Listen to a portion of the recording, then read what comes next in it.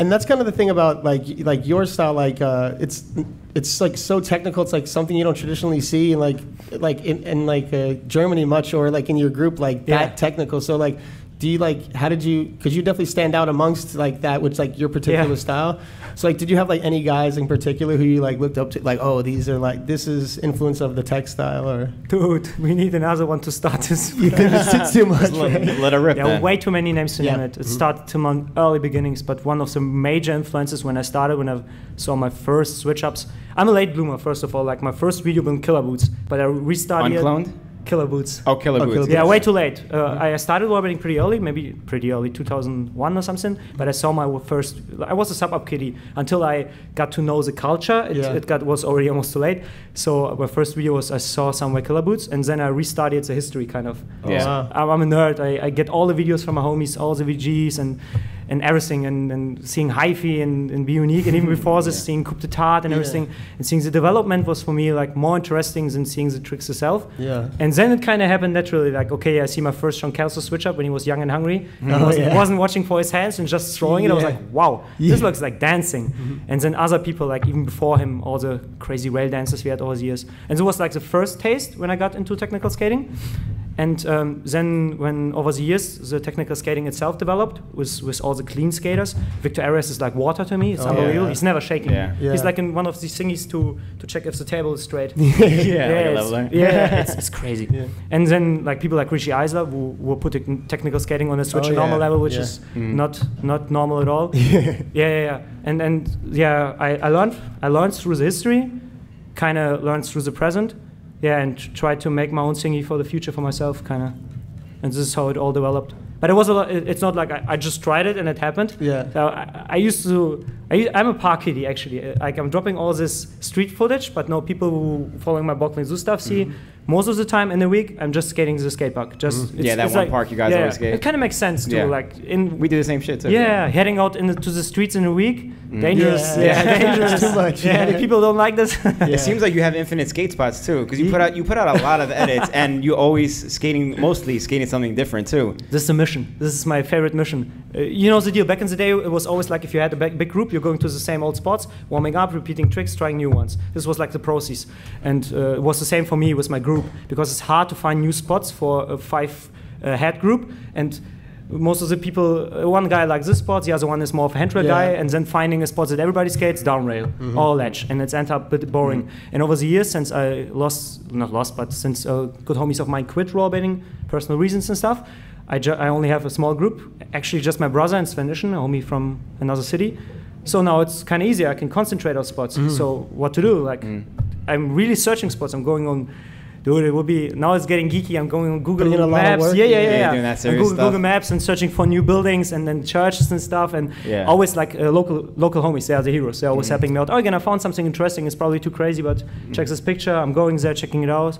And and the mission is always for me to my brother. He's even more OCD about than me, like always finding new ones. And for sure it's hard, we always kind of go back to old spots, but sometimes they are so old that people don't even remember it. Yeah, exactly. Sometimes I'm even, once I did it, I hope Dominic probably won't listen right now here. Shout out to Dominic Wagner.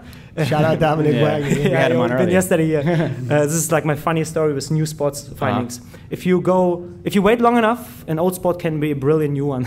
Of course. So there's like a there's like a wooden rail in Düsseldorf, and it was like in Dominic Wagner's ignition profile, rail out of wood with side pieces, like the rows you can get catched up. The wood is already old, so you can just stuck on it. Yeah, exactly. And he did a fish brain to it, and the lining have like a pole and stuff, killed it. So I came there. I came there over 10 years, probably 12 years later, and I was like, oh fuck, what should I do here? And I'm like a top sole fish brain guy too. This is like the most chill trick on something down, which is wooden. So I was like, oh, I can't repeat myself watching to Danny. Then he's like, my brother's like, oh, it's up to you. It's already 10 years ago. It's fine. And I'm like, I don't know. And I shot really like first the grab topsail and then the fish brain for the cover.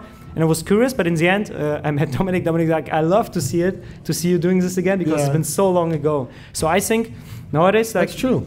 Yeah, you can go again. And I think this is, even to swipe a bit away, this is the whole topic about my One Mac cover too, where I made. I was going to ask about that. Yeah, as a shout out. Yeah. It's a good transition, I think. Yeah. My shout out to John Julio. It was just paying homage, but a few people felt offended. I understand why they feel offended, totally. Like, me copying, I'm not worth it, I'm not on the level, it's totally fine. But it was never my intent to kind of make something new to it. Yeah, I didn't understand the animosity for that either, because when I first saw it too, it was before I saw people like talking about it online, whatever, and I was like, oh, it's pretty cool, you know, like, because I got caught the reference and everything like that, and then I saw what people thought about it, and I'm like, really? I'm like, you clearly, like, I didn't know you personally, but like, you seem like a nice guy, and like, you obviously, you're paying homage to, you know, the OGs and John Julio and stuff like that, and to find out that was even before your time is like cooler too, because, you know, you're paying respect to the history before you got into the sport.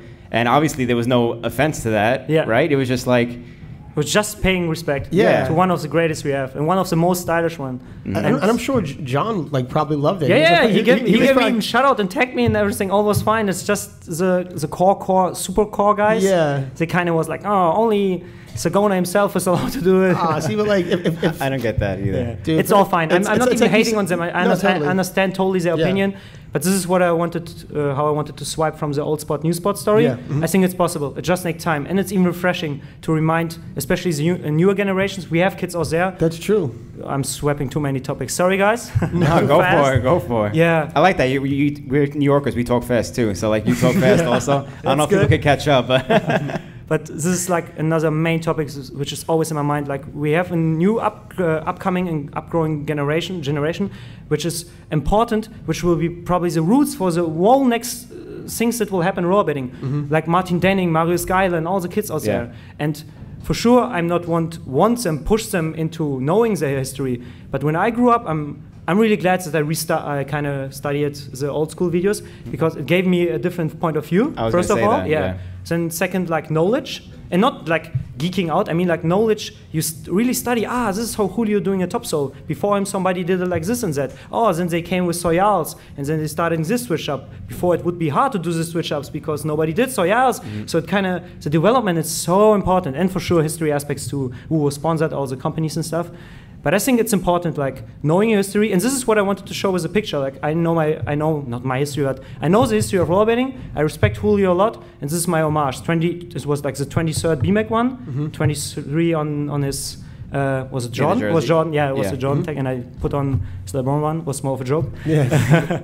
And yeah, this was like my way to pay homage and show even like an example to the younger generation. Like, hey guys, do you know the original cover? Yeah. And if you, I think most of the kid was like, what the fuck is it? Why is Eugen wearing a basketball thingy? Yeah. But if you kids got it, like Marius Geile was sending me like, hey, nice. I remember the cover and stuff. I saw it once, and I was like, yes, a few kids. No, it's sick because like not only are you paying homage, like you're saying, but it kind of brings John's thing back to life. Like you're helping it live on. Yeah. So I can't see how anyone would want to criticize that. But at the end of the day, I think it's a good thing to do. It's awesome. It's like, if like being John, you'd be like, oh, that's awesome. Like, you know, and then you're keeping this thing alive. That's I like the thing about going like knowing your history, whatever, because people don't skate now how they did in the 90s. Yeah. But it's like old school is like back, kind of, you know, like vintage is back, and like learning how people did shit back in the day, or the way people did tricks, what tricks they did, how they skated a spot. It's different than we skate spots now, and stuff that you might have looked back on 10 years ago from the 90s and been like, oh, like, I can't believe we used to do that, but now you look back at it and you have different respect for it. Yeah. And there's like certain clips and videos where you look back and you're like, holy shit, I used to watch this like a million times, and now I'm like looking back at it now and I'm thinking about it, and it's like no one's done anything like that since. Yeah. And you could take that and run with it somewhere else. And, you know, that's definitely why it's good to go back and learn your history. This is another, like, one of my main keys is always in my back mind. Like, people always joking around, I'm so creative and stuff. But honestly, most of the stuff I'm doing nowadays, not 80%, but I'd say like 75%, is something you could easily see in an old school video. You just need to open your eyes. Like, channel grinds, the stuff that Eugen is doing. Shout out to Eugen, the master of channel grinds. I'm doing them sometimes, the Healy ones, and he's way better, but I'm just putting them here and there. I like them, but they've been there forever. Like, if you know it for sure, like with Chris Edwards was doing it in the half-pipe times. They even been like rollerblade skates with the little grooves. Yeah, with small grooves for these grinds. But when you started, hey guys, when you started doing them more often, like even channel 1 putt slides and stuff, he's amazing on it. people have been like amazed. What is this? I never saw this before. And I was tiny bit like even laughing, like, oh, come on, guys. Yeah. Like, well, that's something different though, because you guys are doing it on rails now and shit. Yeah. Like, We definitely, shit like that wasn't done back in the day, but that's why it's cool to do stuff like that. But what I wanted to say, like, there's so much inspiration. We are not even close to. Maybe we've seen like all generic and typical ways of tricks, like a simple topsoul, but there's still a million different ways, and especially for old school tricks. Some people know like my infamous, I have a trick list, maybe I can show you later. I have like a tiny trick list, a bit bigger actually, where I'm saving inspirations and I'm trying them on my P-rail and then saving them up for proper spots or something. Yeah. And most of the tricks are just inspired from other guys, like a lot of new school guys, the DRC guys, like Harry Abel and all his homies. Yeah. And for sure, Danny Beer and Sean Keane, so many inspirations. I can't even start where to say, like, even in skiing, skateboarding, scootering really too, they're so fast. Yeah. They can do switch-ups forever, it's insane. That's crazy. Yeah. And I think we're not even close. And yeah, my main inspiration, even up to date, people like always talking about present and we should do new stuff, and even everything Bobby's doing, you can see if you put attention like to it, you can see so much old school influence in it. Nemo and Myers, it looks a lot like young Zagona right now. The stance and stuff, and the legs. Yeah. Marius Geil looks a bit like Baumstimmler. Like you can see a lot of old school, and I don't even know if they feel it because. I'm not even hating. I like that you're looking like this, guys. No, yeah, totally. Yeah, it's great. It's cool to see like those, like we were saying, like those people like live on, like a rebirth almost. Yeah. When you were talking about inspirations, I thought you were gonna bring up Sagona. Yeah. Because I feel like he has such a ninja style, and so do you. And I was waiting for you to say Sagona. You didn't say it though. Dude, I could tell so many names like Billy Zagona and Latimer for sure. The OG himself. Dude, big inspiration. I saw Latimer when he already swiped into the wider and spiritual thingy. And I just, like I told, like I restarted the history, and then I saw the younger Latimer, and I was like, wow, this was him before? Like how he looked, with the closing and stuff, and the tricks were totally different, right? with less cess lights and stuff, and going all mental, and disaster. I was like, wow, this is a crazy development. And if I think about it, even like Pharma is one of my favorite examples. Pharma, and especially Broski, shout out to the both guys too. They have like probably the longest process and maybe the longest development. I don't know other guys in our world spot will like change their face so many times, like rebuild the save themselves. And what I wanted to, sorry for going away again. What I wanted to tell is like, but for Dustin Latimer, the most inspirational thing for me was like to see him develop in such a short time.